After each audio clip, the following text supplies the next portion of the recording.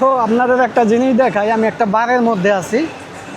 তো ওই বারের চারপাশটার অ্যাম্বিয়েন্সটা খুবই সুন্দর এবং আপনি দেখতে পাচ্ছেন আজকে এখন দুপুরবেলা তাই সব টেবিল ফাঁকা।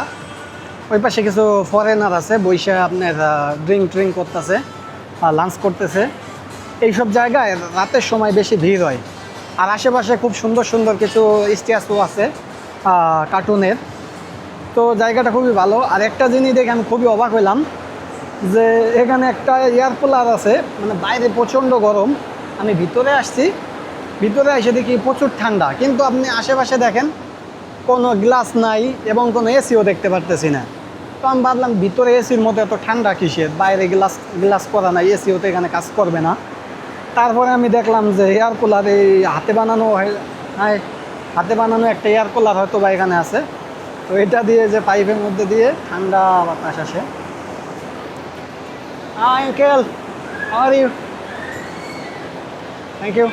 তো এই 4টা পাইপ আছে, এই পাইপের মধ্যে দিয়ে ঠান্ডা বাতাস আসে। আর এইটাই এক ধরনের এয়ার কুলার। আর সিঙ্গাপুরে যেই রকম জিনিসই হোক সবই মেড ইন জাপান, তো তাই কাজ জিনিস ছোটো হলেও কাজ অনেক ভালো করে আর কি।